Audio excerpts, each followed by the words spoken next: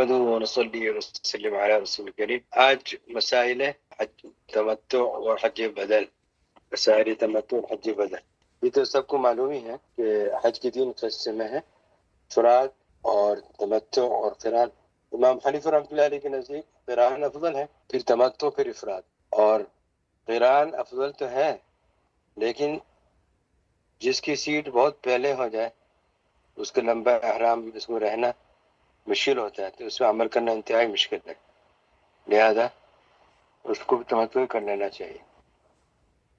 اب یہ مسئلہ ہے کہ کوئی آدمی کسی کے لیے حج بدل کرنے کے لیے جا رہا ہے اور اس پہ حج فرض تھا اور وہ بھیج رہا ہے، لیکن کوئی معذوری کی وجہ سے، جسمانی معذوری کی وجہ سے وہ خود نہیں جا سکتا، تو اس کو حج بدل کرانا جائز ہے. یا پھر زندگی میں نہیں کر سکا، وصیت کی تھی، تو اس کی وصیت کے مطابق اس کے ورثہ اس کو بھیج رہے ہیں، جو تہائی مال میں نافذ ہوگی. اور ورثہ بالغ ورثہ اس کو مزید اجازت دے دیں اپنے پاس سے، اپنے حصے میں سے. اگر ثلث میں سے پورا نہیں ہو رہا ہے تو وہ بھی جائز ہے، لیکن بالغ ورثہ، نابالغ کا اعتبار نہیں ہے. تو یہ باقی جو حج فرض حج فرض ہے، اس میں شرائط ہیں، اور جو فرض نہیں ہے یا اس نے وصیت نہیں کی تھی، نہ اپنے پاس سے وہ بھیج رہا ہے اپنی طرف سے زندگی میں، نہ ہی اس نے وصیت کی تھی، تو مسائل بہت آسان ہیں، پھر وہ شرائط نہیں ہے. اور اگر وہ اپنے طرف سے بھیج رہا ہے زندگی میں، حج فرض ہے یا وصیت کی تھی، تو اسی کے میقات سے احرام باندھا جائے گا. اصل فتویٰ تو یہ ہے، لیکن ہمارے بہت سے علماء نے یہ فتویٰ دیا ہے حالات کے پیش نظر کہ ہو سکتا ہے سیٹ پہلے ہو جائے، اور جو اس کی اصل میقات ہے وہاں سے احرام تو نہیں ہوگا، کیونکہ آ کے اس کو عمرہ کر کے حلال ہونا پڑے گا. تو اب مکہ سے احرام باندھے گا 8ویں تاریخ کو، اس کی میقات تو نہ ہوئی، لہذا عامر جو ہے اس سے اجازت لے لیں. عامر اجازت دے دے تو میں اختیار ہے، جہاں سے چاہو تو احرام باندھ لو. اس کی طرف سے حج بدل کر رہا ہے جو آدمی بھیج رہا ہے، مرد ہو یا عورت، بہرحال، تو مطلق اجازت اس سے لے لیں، پھر اس میں کوئی اشکال نہیں رہے گا. اچھا مفتی صاحب، میرا بھتیجا اچانک حادثے میں 21 سال کا تھا، وہ میرے بڑے بھائی کا بیٹا، ایک ہی بیٹا تھا، تو حادثے میں انتقال ہو گیا تھا. اس نے حج نہیں کیا تھا، تو اس سال میں اس کی طرف سے حج کا ارادہ ہے، تو میں حج تمتع کروں گا تو وہ عمرہ اور حج دونوں اس کی طرف سے ہوگا؟ یہ مسئلہ بھی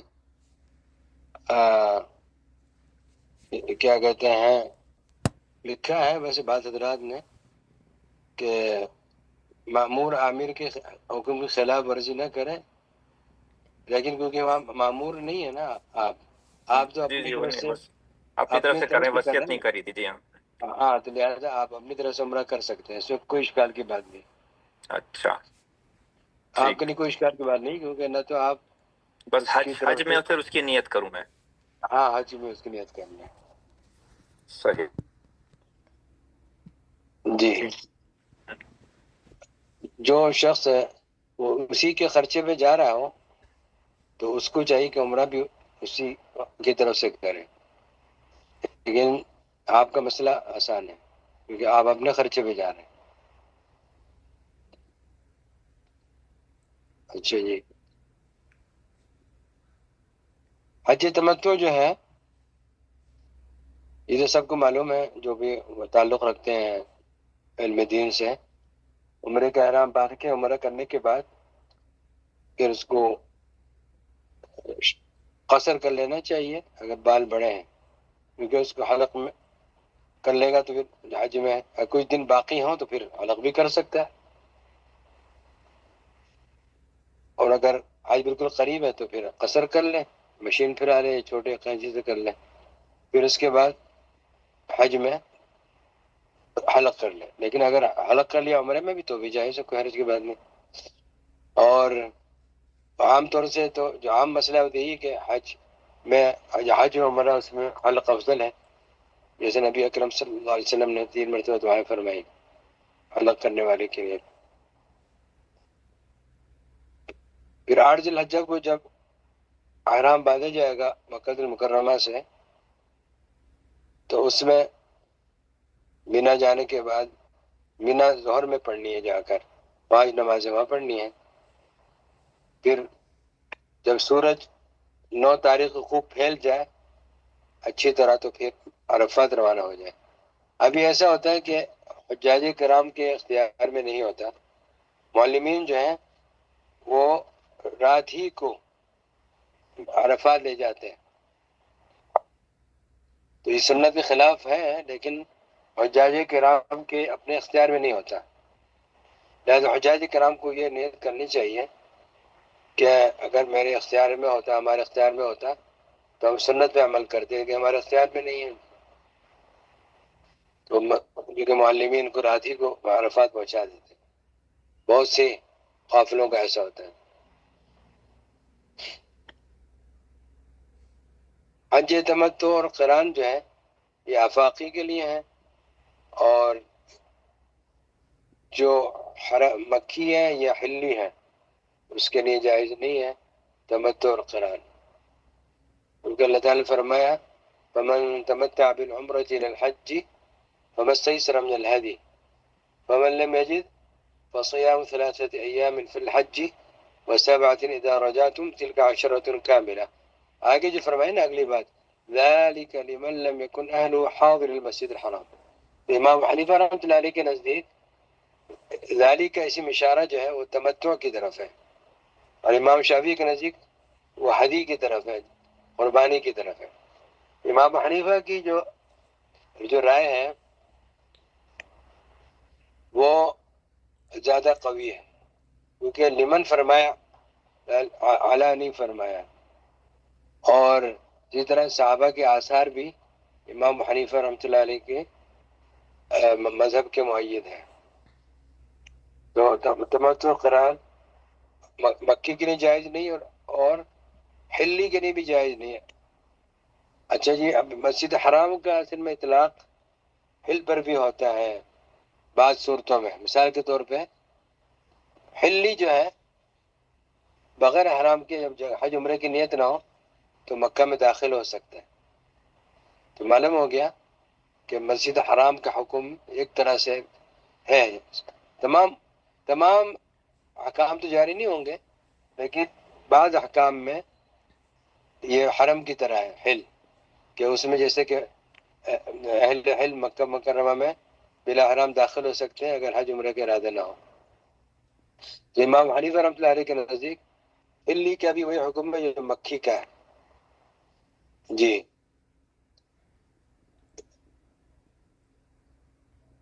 متمتع عمرہ صرف حلال ہو کر مدینہ جائے پھر آ کر حج کرے تو متمتع ہوگا یا نہیں ہوگا، ایک سوال ہے. امام حنیفہ کے نزدیک متمتع ہوگا، کیونکہ وہ اپنے وطن اصلی نہیں لوٹا. صاحبین کہتے ہیں میقات سے باہر نکل گیا تو اب عمرے کا تعلق ختم ہو گیا، المام صحیح ہو گیا، اس کو المام کہتے ہیں. اب تو المام صحیح ہو گیا، وہ عمرہ باطل ہو گیا. باطل کا مراد یہ ہے کہ اس کا تعلق اب حج سے نہیں رہا، وہ میقات سے باہر چلا گیا، آفاق میں چلا گیا، مدینہ اور آفاق میں. لیکن فتویٰ امام حنیفہ رحمۃ اللہ علیہ کے قول پر ہے.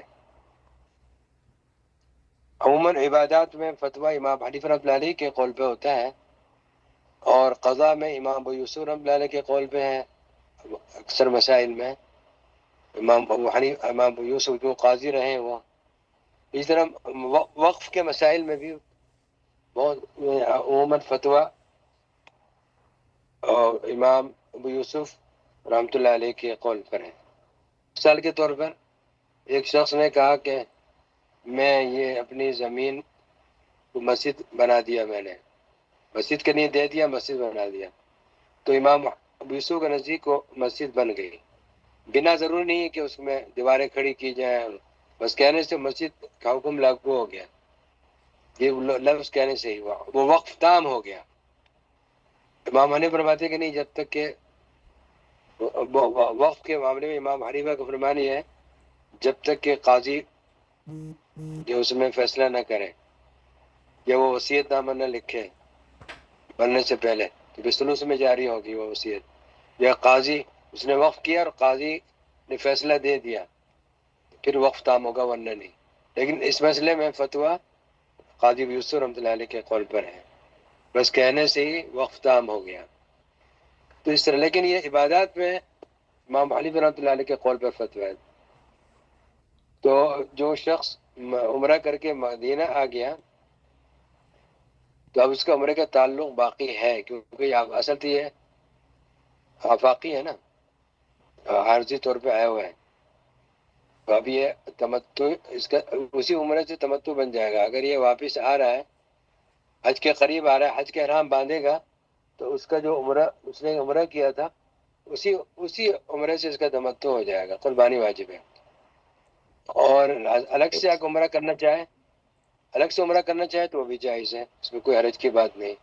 نہیں البتہ مفتی صاحب، یہ بغیر احرام کے وہ آ سکتا ہے ایسا آفاقی جو عمرہ کر کے مدینہ پاک آ گیا تو وہ نہیں آ سکتا، بغیر احرام کے نہیں آ سکتا ہے وہ؟ نہیں آ سکتا. اس کو لازمی تو حج کا احرام باندھ کے آنا پڑے گا، عمرے کی ضرورت نہیں ہے. لیکن اچھا، اگر یا وہ تو حج کا احرام باندھے یا عمرے کا باندھے، دونوں میں سے کسی ایک کا باندھنا پڑے گا اس کو نا؟ باندھنا پڑے گا. جی جی جی. ٹھیک ٹھیک. اور یہ اب اقران نہیں کر سکتا. جیسے اب جا کے بہت سے لوگوں نے عمرہ کیا مکہ میں اور مدینہ آ گئے، اب وہ چاہتے ہیں کہ ہم قران کریں، اب اس کا قران نہیں ہو سکتا. قران کرے گا تو یہ دم دینا ہوگا، اس کو دم جنایت دینا ہوگا. اچھا جی، یہ تو یہ بات ہو گئی. متمتع کے لیے طواف قدوم نہیں ہے. طواف قدوم جو ہے وہ مفرد کے لیے ہے، اور حنفیہ کے نزدیک قارن کے لیے بھی ہے. لیکن حنفیہ کے نزدیک اس طرح کی ایک عبارت ہے جس سے معلوم ہوتا ہے کہ اگر قارن جب عمرہ کر رہا ہے تو اس میں طواف قدوم کی نیت بھی کر لے تو پھر اس کو طواف قدوم کرنے کی ضرورت نہیں ہوگی، اسی میں ضم ہو جائے گا، تداخل ہو جائے گا. یہ آسانی ہے. لیکن نیت کر رہی ہے تو اگر نیت نہیں کی تھی تو پھر طواف قدوم الگ سے کرنا چاہیے. اور طواف قدوم سنتوں میں سے ہے حج کی، وہ واجبات میں سے نہیں کیا تو کوئی حرج کی بات نہیں. لیکن اگر شروع کر دیا طواف قدوم تو پھر بیچ میں چھوڑنا جائز نہیں ہے. مطلب یہ سنت تو ہے، چلو کوئی بات نہیں، میں تھک گیا، میں نہیں کر رہا. نہیں اگر مفتی چھوڑ صاحب، دیا یہ جو حج قرآن والا ہے تو وہ تو عمرے کا طواف پہلے کرے گا یا طواف قدوم پہلے کرے گا؟ اور اللہ کے نبی صلی اللہ علیہ وسلم نے جو حج قرآن کیا اس میں تو صرف ایک ہی طواف کا ذکر ہے جو عمرے کا انہوں نے کیا، الگ سے طواف قدوم کا ذکر تو نہیں ہے احادیث میں حضور صلی اللہ علیہ وسلم کے حج میں. یہ جو بخاری شریف کی روایت ہے اس سے تو یہی معلوم ہوتا ہے کہ حضرت عائشہ رضی اللہ عنہ فرماتی ہے نا، وَأَمَّا الَّذِينَ قَارَنُوا بَيْنَ الْحَجِّ وَالْعُمْرَةِ فَطَافُوا طَوَافًا وَاحِدًا وَسَعَوْا سَعْيًا وَاحِدًا. تو جن لوگوں نے قران کیا تھا تو انہوں نے ایک طواف کیا، ایک سعی کی. تو اسی سے جمہور کے نزدیک یہی ہے، جی صرف نیت کا فرق ہوگا، بس اور کچھ نہیں. صحیح ہے، یعنی مطلب عمرہ، اسی میں نیت بھی کر لیں وہ. ہاں اسی میں طواف بھی جو عمرے کا کر رہا ہے اسی میں قدوم بھی ادا ہو گیا. صحیح صحیح. اور حنفیہ کے نزدیک دو طواف دو سعی ہیں، وہ حضرت علی رضی اللہ عنہ کا عمل ہے کہ انہوں نے جو عمرہ کیا، محمد الحنفیہ جو ان کے بیٹے تھے نا، جو یعنی جو حضرت فاطمہ الزہرا رضی اللہ عنہ وارضاہا کے بعد انہوں نے نکاح کیا تھا حنفیہ جی جی حنفیہ میں، وہ قبیلہ تھا، تو انہیں کی طرف منسوب کیے گئے تاکہ وہ نسب میں وہ نہ ہو جائے، سید نہیں ہے وہ. لیکن وہ بھی ایک بڑے عالم بن گئے تھے نا، حضرت علی کے بیٹے محمد. حضرت حسن رضی اللہ عنہ، حضرت حسین رضی اللہ عنہ تو حضرت فاطمہ الزہرا رضی اللہ تعالیٰ عنہ کے لخت جگر تھے، اور جو محمد تھے وہ حضرت فاطمہ رضی اللہ عنہ کے انتقال کے بعد حضرت علی رضی اللہ عنہ نے جس عورت سے شادی کی تھی ان کے بیٹے تھے محمد. محمد بن الحنفیہ اس نے ان کو کہا. محمد بن علی اگرچہ محمد بن علی ہیں وہ، لیکن تمیز کرنے کے لیے حضرت فاطمہ رضی اللہ عنہ اور کے اولاد نہیں ہیں، ان کو محمد بن الحنفیہ کہا جاتا ہے.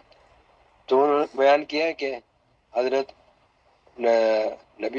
علی رضی اللہ عنہ نے طواف کیے 2 اور 2 سعی کی، اور انہوں نے بیان کیا کہ نبی اکرم صلی اللہ علیہ وسلم نے ایسے ہی کیا تھا. تو اس سے معلوم ہوتا ہے 2 طواف 2 سعی.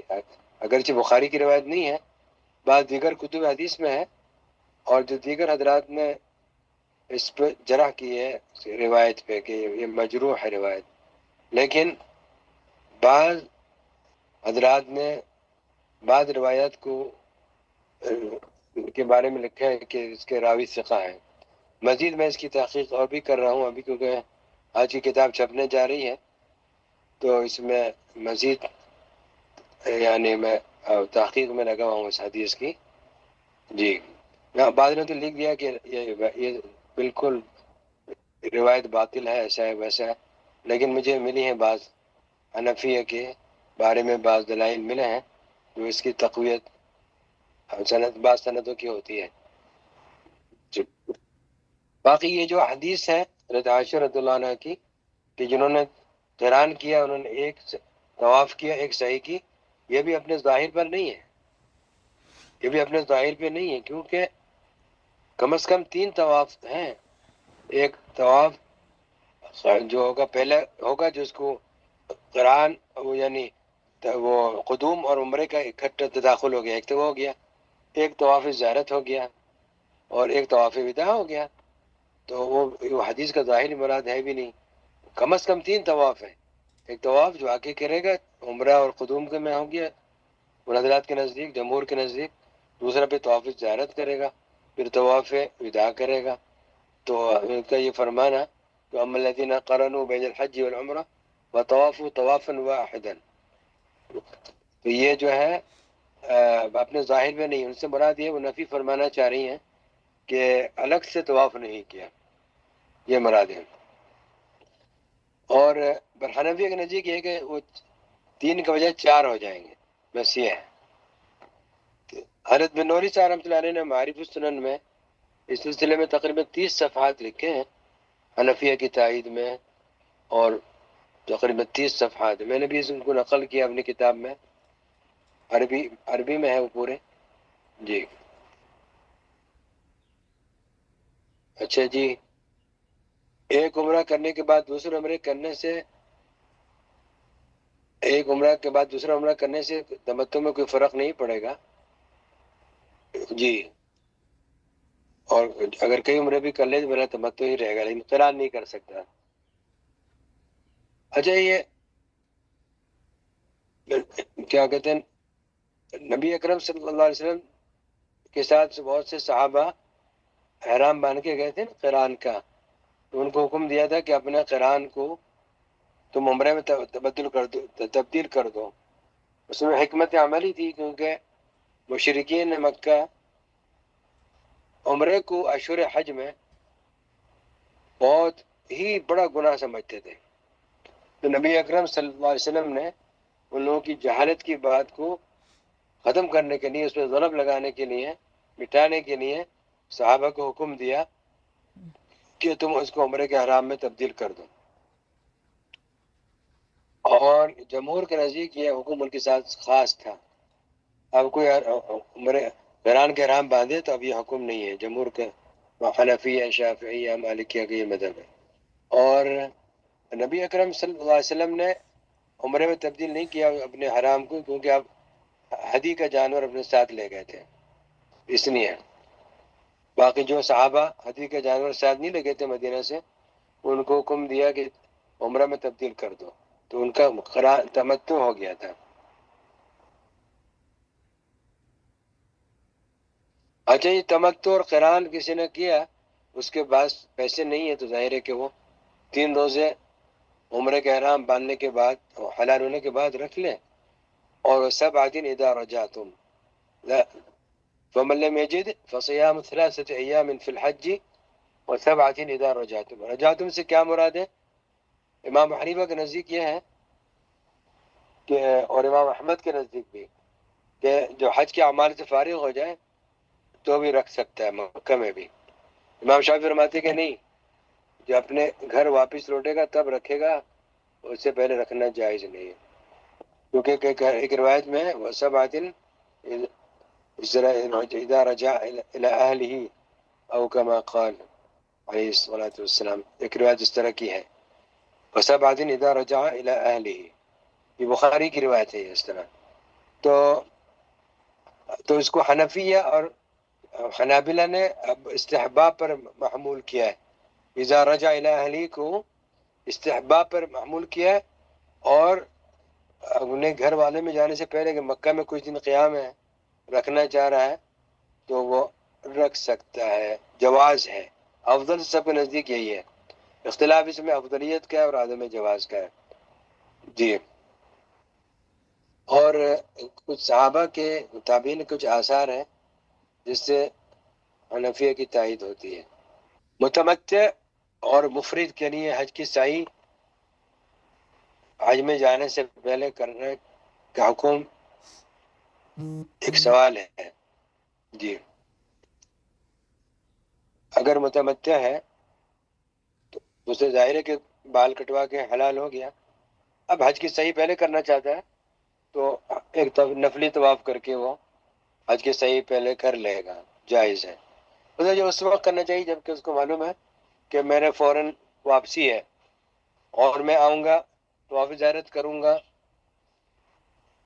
اور اس کے بعد یعنی یہ حج کی سعی اور پھر طواف وداع، یہ تینوں چیز کام میرے لیے مشکل ہو جائیں گے. میری اگلے دن فلائٹ ہے، مجھے واپس جانا ہے، تو اس کے لیے یہ آسانی ہے یہ کہ نفلی طواف کر کے اور حج کی صحیح پہلے کر لیں. لیکن حج کا احرام باندھنے کے بعد، حج کا احرام باندھنے کے بعد ہے، ورنہ معتبر نہیں ہوگی. اور جس کو یہ ضرورت نہیں ہے، اس کو کچھ دن مکہ میں ٹھہرنا ہے، تو پھر اس کو بعد میں کرنی چاہیے. اور اسی طرح طواف وداع جو ہے وہ اس کے دو وقت ہیں، یہ سب کے لیے ہے، مفرد ہو یا متمتع ہو یا قارن ہو. جی. طواف زیارت کے بعد طواف وداع کرنا جائز ہے لیکن خلاف الافضل ہے. یہ پہلے بھی میں نے بتایا تھا کہ جمہور کے نزدیک تو یہ ہے کہ آخر میں کرنا لازم ہے، ورنہ طواف کا اعتبار ہی نہیں ہے. امام حنیفہ کے نزدیک جواز ہے لیکن افضلیت کے سنت کے خلاف ہے. کوئی اگر کر لے تو ہو جائے گا، اگر مطلب بہت زیادہ رش ہے، ازدحام ہے، اور اس کو کچھ ایسے آدار ہیں کہ وہ شاید آخر میں نہ کر سکیں تو پھر کر لے گا تو جواز ہے. لیکن امام حنیفہ نے یہ بھی فرمایا کہ اگر وہ واپس اس کا اعادہ کر سکتا ہو جاتے وقت تو اعادہ کر لیں، مستحب ہے اعادہ. دیگر حضرات کے نزدیک ادا ہی نہیں ہوگا جب تک آخری عمل طواف نہ ہو. یہاں ان کے نزدیک یہاں تک ہے کہ اگر وہ رات کو رہ گیا، اس نے عشاء کے بعد طواف وداع کیا اور صبح اس کو مکہ سے روانہ ہونا ہے، رات کو سو گیا، وہ طواف باطل ہو گیا. یہاں تک ان حضرات کے نزدیک تو قدر الامکان کوشش ہی کرنی چاہیے کہ اختلافی جہاں پہ فقہا کے اختلاف ہوں تو ایسا عمل اختیار کرے کہ جس میں سب کے نزدیک بالاجماع اس کا عمل درست ہو جائے. جی. اسی طرح دین کے احتیاط کے تقاضے یہی ہے. حاجی پر عید الاضحیٰ کی قربانی کا مسئلہ، اگر حاجی یعنی سفر میں ہے، یعنی مثال کے طور پہ ابھی جیسے آپ مکہ مکرمہ آخر میں جائیں گے مکہ مکرمہ تو آپ کو 15 دن نہیں ہوں گے مکہ مکرمہ قیام کے، تو آپ مسافر ہوں گے. اگر استطاعت ہو تب بھی واجب نہیں ہے، کیونکہ مسافر پر اضحیہ واجب نہیں ہے، مستحب ہے، واجب نہیں ہے. لیکن جو حاجی مقیم ہو چکا اور اس کے بعد اس سے اور استطاعت ہے مالی، تو اس کو الگ سے قربانی کرنی واجب ہوگی. اچھا، اب اس میں ایک اختلاف ہے کہ منا شدید اختلاف چل رہا ہے اس میں، اس وقت مفتیان کرام کا دو رائے چل رہی ہے کہ منا مکہ مکرمہ کا حصہ ہو گیا ہے یا ابھی تک الگ حیثیت ہے. یعنی جو چیزیں منا میں ادا کرنے کی ہیں تو بڑی جمع سب کے نزدیک وہ مینا ہی میں ادا ہوں گی، وہ مکہ مکرمہ میں ادا نہیں ہو سکتی، یہ تو بجمع ہے ظاہر ہے، کیونکہ قرمی وہی ہوگی مینا میں جو نمازیں پڑھنا 5 نمازیں عرفہ جانے سے پہلے سنت ہے، اس کے بعد مبیت مینا جو اور رات گزارنا، اور راتوں میں بھی یہ باب زیارت کی نہیں آیا پھر وہیں چلے جانا چاہیے، یہ سب اپنی جگہ ہے، لیکن دو چیزوں میں بس فرق پڑ رہا ہے، ایک قربانی کے مسئلے میں اور ایک نماز قصر اور اتمام کے مسئلے میں۔ اگر اس کو مکہ المکرمہ میں حج میں جانے سے پہلے 15 دن ہو گئے، مکہ المکرمہ میں حاجی آیا، چاہے اپنے ملک سے آیا یا مدینہ منورہ ہو کر آ گیا، اب 15 دن قیام مکہ مکرمہ میں ہے تو وہ مقیم ہو گیا، اب وہ مینا میں عرفات میں مزدلفہ میں پوری نماز پڑھے گا، کیونکہ قصر جو ہے اس کا سبب قصر ہے نہ کہ حج، جمہور کے نزدیک، حنفیہ شافعیہ حنابلہ سب کے نزدیک تھی، جمہور کے نزدیک ایسے ہی سفر کا سبب سفر ہے قصر کا نہ کہ حج۔ تو یہ ایک رائے ہے، اور اگر 12 دن ہو گئے مثلاً، اب 13 دن ہو گئے مینا روانہ ہو گیا تو اب یہ مقیم نہیں ہوا ہے، مسافر ہی ہے۔ یہ کن کا فتویٰ ہے؟ دارالعلوم دیوبند کا معتمد فتویٰ، اور بنوری ٹون والوں کا فتویٰ، اور اسی طرح مفتی رضا الحق صاحب جنوب افریقہ والے دارالعلوم زکریا والے ان کا فتویٰ، اور بہت سے حضرات کا فتویٰ یہی ہے، اور مظاہر علوم سہارنپور کا بھی یہی فتویٰ ہے، لیکن اس کے برخلاف جن حضرات کو مینا کا حصہ مانتے ہیں وہ دارالعلوم کراچی والے، اور اسی طرح جامعہ اشرفیہ والے ہیں، وہ تو خیر دارالعلوم کی تحقیق کو لیتے ہیں، اور اسی طرح وہ انڈیا میں مفتی سلمان منصور پوری جو حضرت شیخ شیخ الاسلام مولانا حسین احمد مدنی رحمۃ اللہ علیہ کے نواسے ہیں۔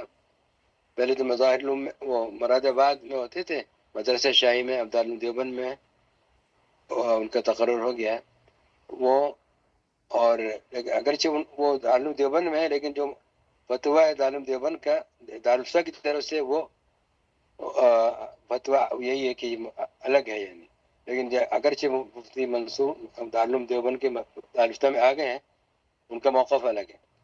تو بہرحال یہ حضرات کہتے ہیں کہ اگر مطلب 13 دن ہو گئے مثلا مینا روانہ ہو گیا، اب وہ مقیم شمار ہو جائے گا، وہ مینا ملا کر اس کے 15 دن ہو رہا ہے، مینا کا قیام ملا کر عرفات مزدلفہ ملا کے اس کا قیام ادھر۔ تو میں نے ایک تحریر لکھی ہے، اپنا ایک فتویٰ لکھا ہے، وہ تقریب کی ہے، ان کے دونوں فتاوی میں اقوال میں تقریب کی ہے، میں نے مفتی سلمان منصور پوری صاحب کو بھی بھیجا تھا، ان کو یہ بہت پسند آیا میرا فتویٰ۔ اس میں نے یہ لکھا تھا کہ دیگر ائمہ کے نزدیک ہمیں جہاں اختلاف ہو رہا ہو حنفیہ کا، موجودہ زمانے کے مفتیان کرام میں جہاں اختلاف ہو رہا تو ہمیں دیگر مذاہب کو، فقہا کے مذاہب کو دیکھنا چاہیے، حنفیہ مالکیہ شافعیہ، ان کے نزدیک مقیم کتنے دن میں ہو جاتا ہے؟ امام شافعی کے نزدیک، امام احمد کے نزدیک، امام مالک کے نزدیک 4 دن اگر قیام ہو، بعض کے نزدیک 20، بعض کے نزدیک 21 نمازیں تک اگر قیام ہو تو وہ مقیم ہو گیا۔ صرف حنفیہ کے نزدیک 15 دن ہے، جو اس میں یعنی فتویٰ کے بعض صحابہ کے قول پر ہے، حنفیہ کا بعض صحابہ کا قول تھا یہ، تو باقی حضرات کے نزدیک جو ہے وہ 4 دن میں مقیم ہو جاتا ہے، 4 دن میں۔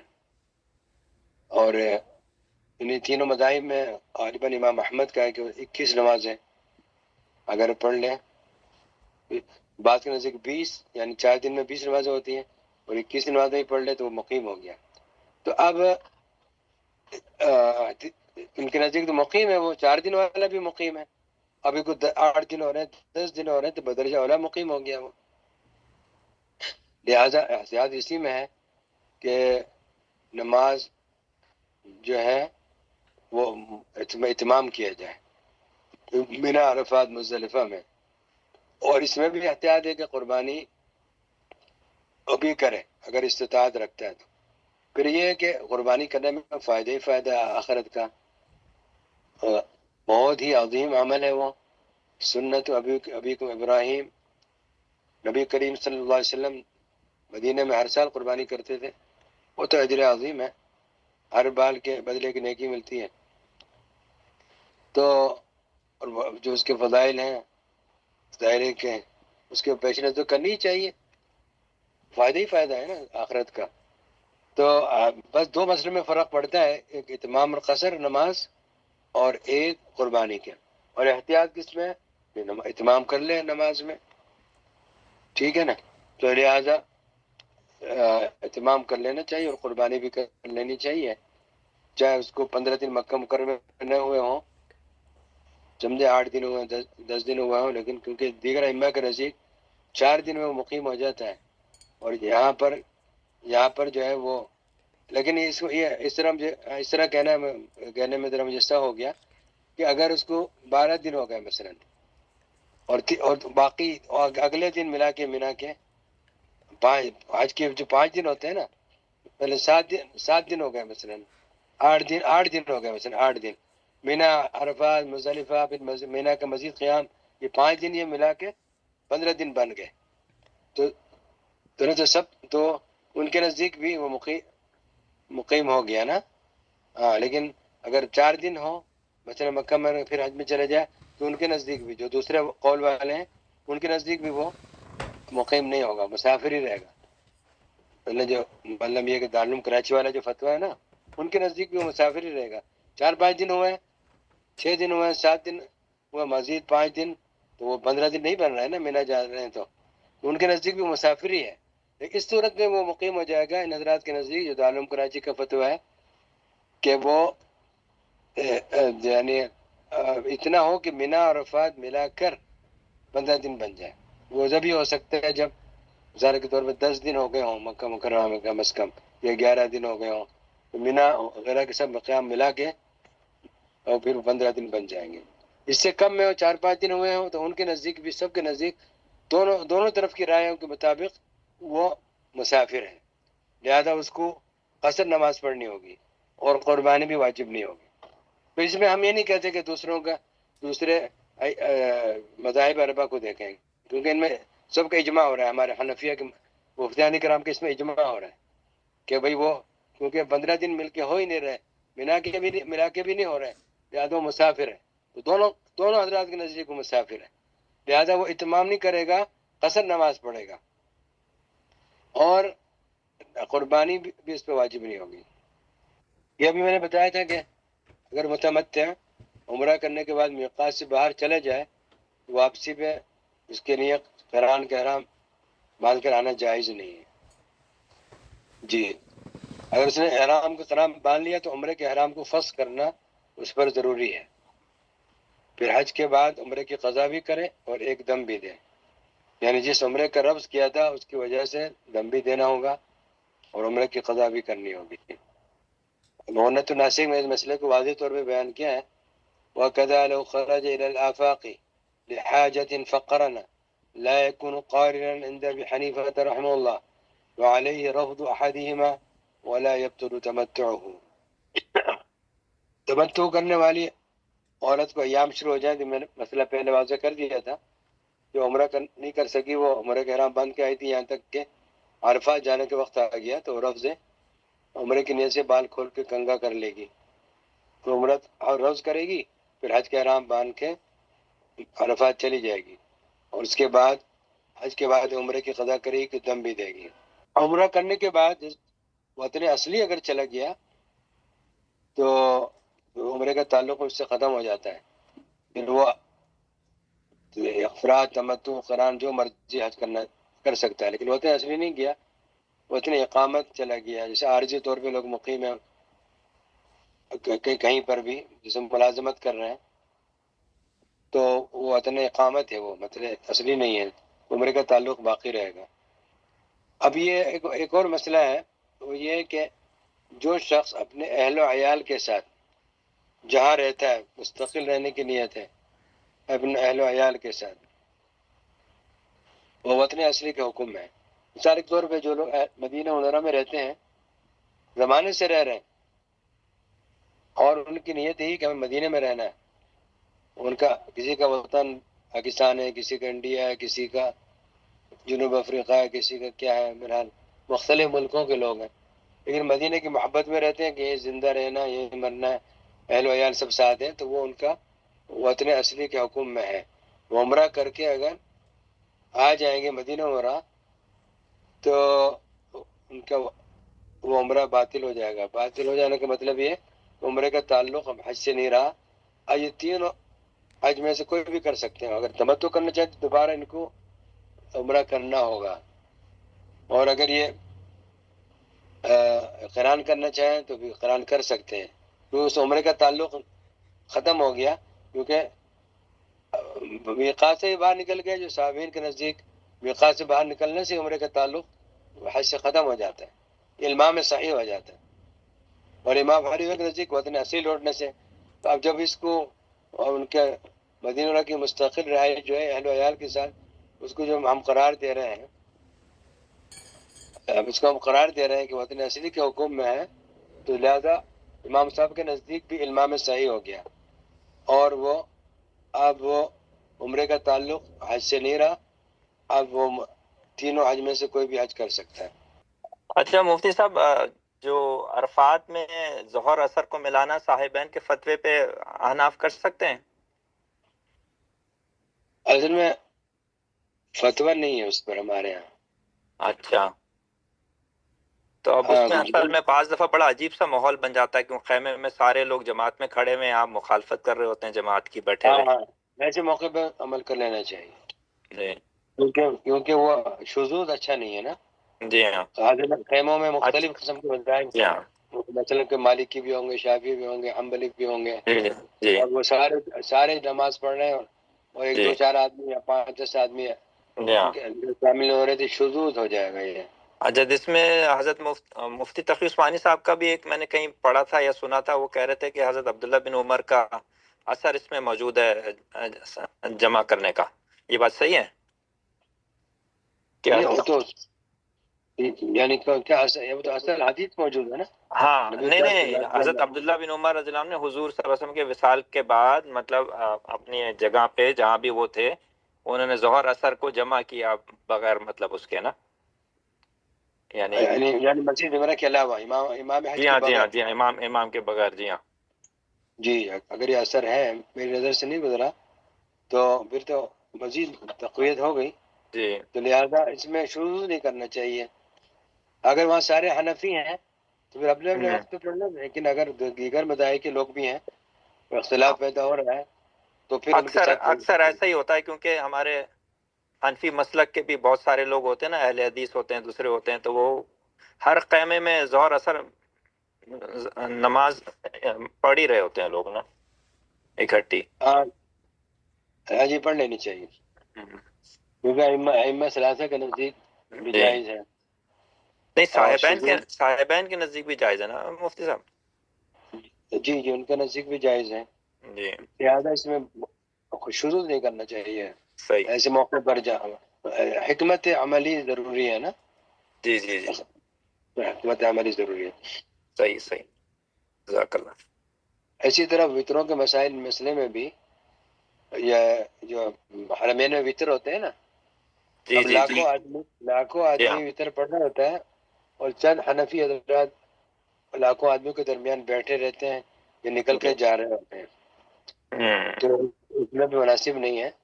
صحیح، ادواری صاحب رحمۃ اللہ علیہ اور مفتی رفیع عثمانی صاحب رحمۃ اللہ علیہ، اور وہاں اس کے مدرسہ شاہی کے مفتی شبیر صاحب، تینوں والد صاحب کے بعد دونوں حضرات آئے تھے، تو ان تینوں کا جی اتفاق یہ ہوا کہ اس میں شذوذ نہیں کرنا چاہیے، پڑھ لینے چاہیے۔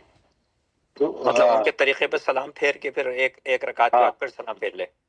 جی جی جی، کیونکہ یہ متروازی میں بہت سے طریقوں سے ثابت ہے نا، جی ہاں، حدیث جی ہاں، شریفوں میں مختلف جی ہاں، طریقے آئے ہیں، لہٰذا اس میں شذوذ کی ضرورت نہیں ہے، خاص کر صحیح جب ایسے ہو کہ اختلاف کی صورت پیدا ہو رہی ہو۔ صحیح صحیح. اس میں ہاں بخاری شریف کی حدیث بھی موجود ہے نا، حضرت معاویہ رضی اللہ تعالیٰ کے بارے میں کسی نے کہا کہ وہ ایک رکعت پڑھتے ہیں تو انہوں نے کہا دعہ انہ فقیہ. تو بخاری شریف میں بھی روایت موجود ہے یہ ایک رکعت وطر والی. عبداللہ بن عمر بھی ایسے کرتے تھے کہ وہ جی 2 رکعت پڑھ کے سلام پھیرتے تھے، پھر جی سواری والے کو کہتے تھے سواری تیار رکھو، پھر ایک ہاتھ پڑھ کے سلام پھیر کے پھر تیاری ہوتی تھی، سواری پھر روانہ ہو جاتے تھے. صحیح. اپنے مساجد میں ہو تو ٹھیک ہے، وہ جی اکٹھے 3 پڑھ، کیونکہ حنفیہ کی بھی دلیل قوی ہے. جی وہ یعنی کانا لا يسلم بين ركعتي الوتر، كان صلى الله عليه وسلم يوتر ب3 ولا يسلم في ركعتي الوتر. یہ حنفیہ کی دلیل ہے، جی وہ بھی دلیل ہے، لیکن اور بھی تو احادیث ہے نا، سامنے رکھنی چاہیے سب کو. تو صحیح حرمین شریفین میں یعنی اگر حرمین میں کوئی نماز پڑھے تو پھر وہ شذوذ نہ کرے. صحیح صحیح. باقی اپنے اپنے علاقوں میں پڑھ رہے ہیں تو پھر ٹھیک ہے، وہ 3 رکعت ایک شام کے ساتھ عمل جاری رکھیں. صحیح. ایک اور مسئلہ، متمتع عمرہ کے بعد اگر قصر یا حلق نہ کروائے تو اس کا حکم. عمرہ کرنے کے بعد کوئی اس نے حلق قصر نہیں کرایا اور حالت احرام میں 8ویں تاریخ آ گئی اور حج کا احرام باندھ لے تو یہ بھی جائز ہے، لیکن یہ کہ وہ 8ویں تاریخ تک اس کو حج کے احرام باندھنے سے پہلے بھی احرام کی پابندیوں میں رہنا پڑے گا، کیونکہ اس نے قصر نہیں کیا. تو یہ غنیۃ ناسک میں یہ واضح طور پہ لکھا ہے کہ یہ بھی جائز ہے، لیکن یہ ایسا کرنا نہیں چاہیے. جائز ہونا الگ ہے، پھر یہ کہ حرام کے پابندیاں رہیں گی اس پر. نہیں مفتی صاحب، اس پہ دم نہیں آئے گا کیونکہ عمرے کا حلق تو اس نے کیا نہیں، تو اس کی وجہ سے دم نہیں آئے گا اس پہ؟ نہیں، جب نہیں آئے گا. اچھا، اور تمتع بھی رہے گا؟ تمتع بھی رہے گا. اچھا اصل میں یہ واضح طور پہ غنیۃ الناسک جو جی معروف اور معتمد کتاب ہے نا حج کی، جی جی اس میں لکھا ہوا ہے وَإِن لَمْ يَتَحَلَّلْ مِنْ عُمْرَتِهِ وَبَقِيَ مُحْرِمًا جَازَ فَأَقَامَ بِمَكَّةَ مُحْرِمًا أو بأي موضع شاء فإن جاء الحج أحرم به كأهل ذلك الموضع. یعنی جدہ بھی اگر چلا گیا حالت حرام میں، حلق نہیں کیا، مکہ میں رہا، یہ جدہ چلا گیا تو یہ بھی اس پہ پھر حج کا جب احرام باندھے گا نا، وہ اب حل میں چلا گیا تو وہیں سے احرام باندھ کے آئے گا. مکہ ہی نہیں میں ہے تو مگر اس مکہ نے سے باندھے گا. احرام تو اس نے کھولا ہی نہیں تھا، تو دوبارہ احرام حج کا مطلب اس کو وہ حج کا تو احرام دوبارہ باندھنا پڑے گا؟ پہلا احرام تو کھلا ہی نہیں اس کا. نہیں، وہ تو عمرے کا تھا نا. اچھا اچھا، مگر یہ کہ وہ پہلا والا احرام تو اس کا ختم ہوا نہیں، تو دوبارہ پھر احرام باندھنا پڑے گا. وہ عمرے کا احرام کا حلق نہیں کرایا، قصر نہیں کرایا، بس اچھا باقی حج صحیح، کے لیے تو الگ سے احرام باندھنا پڑے گا نا. ٹھیک ہے، ہاں، مگر یہ کیونکہ بہتر نہیں ہے لیکن جائز ہے. صحیح. جو غنیۃ الناسک میں معتبر کتاب ہے اس میں بس اس کو واضح طور نیت پر کرنی پڑے گی، حالت احرام میں تو تھا وہ پہلے سے ہی. ہاں چادریں تو باندھی ہوئی حالت حرام میں، بس حج کی نیت کر کے لبیک مزید پڑھ لے گا. صحیح صحیح. اچھا، متمتع جو ہے طواف زیارت میں رمل کرے گا، ایک مسئلہ ہے. متمتع طواف زیارت میں رمل کرے گا اور استباح نہیں کرے گا، کیونکہ عام طور سے طواف زیارت عام کپڑوں میں ہوتا ہے، احرام کی چادریں تو اتار دی جاتی ہیں، وہ یعنی رمی کر کے، قربانی کر کے اور حلق کر کے پھر طواف زیارت کرنا سنت ہے نا. اچھا، مگر رمل کرے گا وہ؟ رمل کرے گا. صحیح. ایک مستقل اصول ہے، کل طواف بعدہ سعی جی ففیہ الرمل. ٹھیک ٹھیک. جی، یہ مستقل اصول ہے. ہر وہ طواف کے بعد سعی ہے تو اس میں رمل ہے. لیکن استباح جو ہے نا وہ احرام کے ساتھ خاص ہے، وہ کندھا کھولنا جو ہے. جی، تو لیکن بہرحال رمل کرے گا. اچھا، رمل جو ہے نا، اس میں بہت سے لوگ رمل کا معنی ہی نہیں جانتے ہیں. وہ وہ کودتے ہیں، کود کر چلتے ہیں، بالکل غلط ہے. اور عمل کا معنی یہ ہے کہ خوب تیز سے چلنا، کندھے ہلاتے ہوئے پہلوانوں کی طرح، اور قریب قدم رکھتے ہوئے چلنا، قریب قدم رکھتے ہوئے چلنا، اور کندھے ہلاتے ہوئے، جیسے مقابلے میں دشمن کے نکلتے تھے نا ایک دوسرے کے، مبارز کہتے ہیں اس کو، اس طریقے سے چلنا ہے. اور میں اگر پہلے 3 چکروں میں اگر ایک چکر میں بھول گیا تو اب 2 میں کرے گا، 2 میں بھول گیا تو بس 1 میں کرے گا، اس کی قضا نہیں ہے. ایسا نہیں کہ 3 چکروں میں بھول گیا تو اگلے 3 چکروں میں کر لے، نہیں ہے، ایسا نہیں ہے، وہ غلط ہو جائے گا، سنت کے خلاف ہو جائے گا. بھول گیا، بس بھول گیا، اس سے سنت چھوٹ گئی، اور اس میں استغفار کر لیں، اگر جو گناہ تو نہیں ہوا پھر بھی استغفار تو کرنا اچھی بات ہے. آپ کے یہاں جماعت کھڑی ہو رہی؟ فی امان اللہ. جزاک اللہ خیر. اور شکریہ. دعا میں یاد کیجیے کہ